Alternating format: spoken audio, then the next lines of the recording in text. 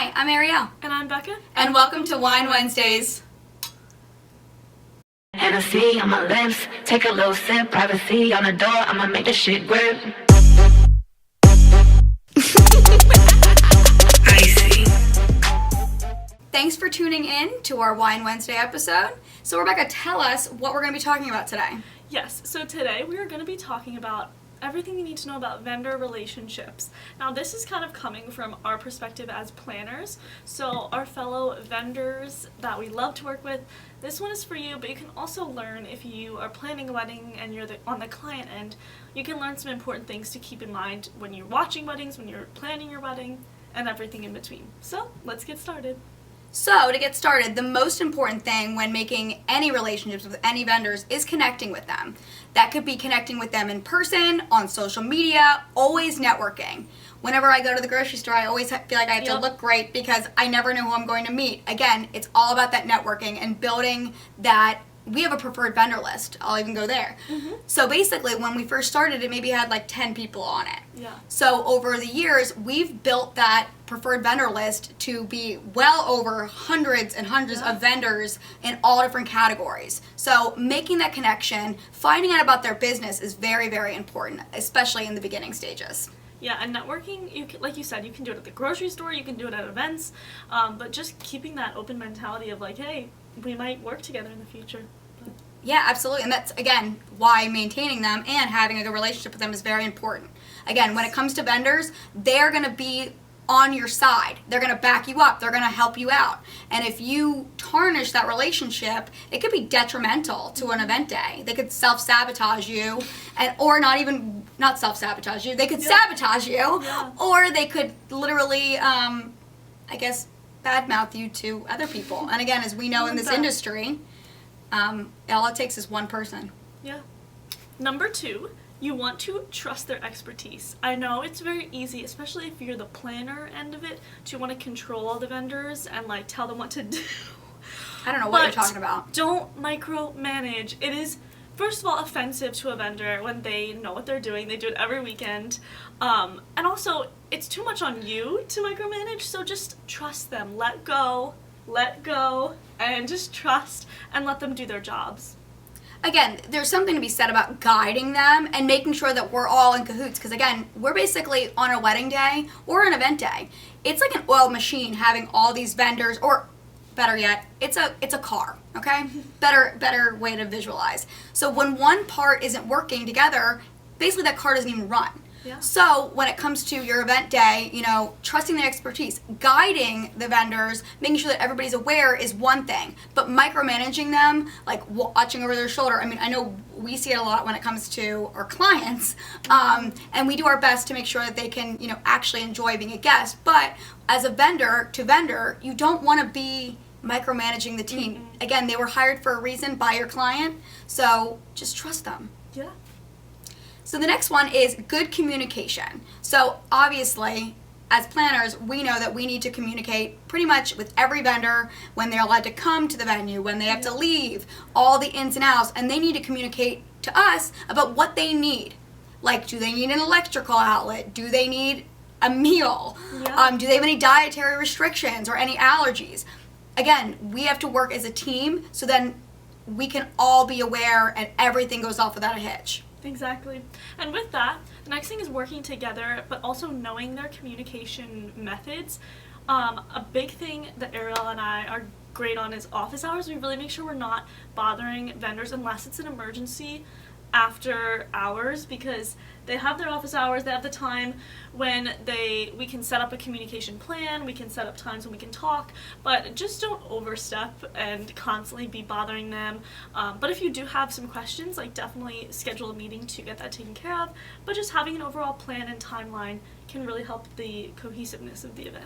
And again, just to add to that, once you build that strong bond with some of the vendors, they won't care if you text them. They'll be willing to give you their number, their personal number. Right. And again, sometimes, especially for us nowadays, a text goes a long way versus hopping on a call. I know, or an email even. Exactly. Sometimes emails can get totally lost, in translation. So definitely, just be mindful of their hours, but if they love you and they they don't care, if you've earned that relationship, by all means. Yeah, absolutely. So the next element is sharing your skills, your leads and referrals. So as planners, we know that not every single event or wedding we can execute. So by having a list of other planners that, have similar services, or we know what their work ethic is and that they have the similar, business values that we do, we're able to pass off somebody in the off chance that we can't, take it on. Also, since we are in the planning industry, we know that, we're going to be your first line of defense when it comes to referring clients or leads to you for your specific services. I can't tell you how many times we're contacting transportation, even today. Yeah. We're contacting florists, photographers, videographers, you name it. But again, especially if you're new to the industry, if you're going into a photography field, definitely link up with a planner. Again, that is a great business to business networking thing, but also again, just share the skills and be willing to spread the financial wealth, if you will.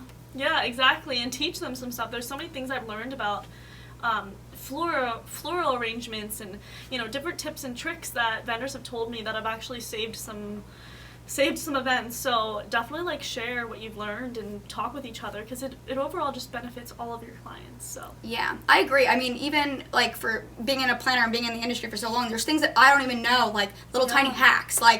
I didn't realize way back when, I didn't know that the best way for marking the ground for the bridal parties is doing a golf tee. Yeah, stick it in, pro tip. They can see where they stop and how they need to walk. So little tips and tricks that are fun. Especially also with bigger bridal parties. So yes, definitely needed. Yes. Yeah, the next one is your vendors can make really good accountability partners. I think it's really crucial, especially within this industry where everything is so in your face and you need to get things done and it needs to be perfect. There's beauty to that, but it also can be stressful at times. And so rather than just going to vent to someone, because you don't want to totally badmouth your clients, or if you're having a bad day, don't just share that with anyone, but you can get advice from vendors on how to handle things. Yeah, and if you're in a specific scenario that would affect them, or they might have experienced this before because they're in the industry, they make really good accountability partners and friends in that way.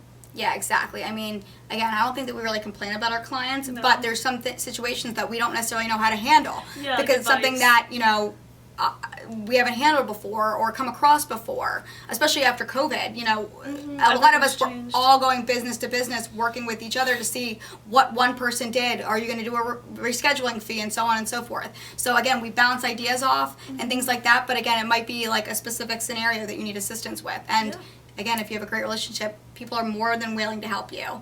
And it's not seen as competing. So the next topic with maintaining good relationships is don't compete with each other.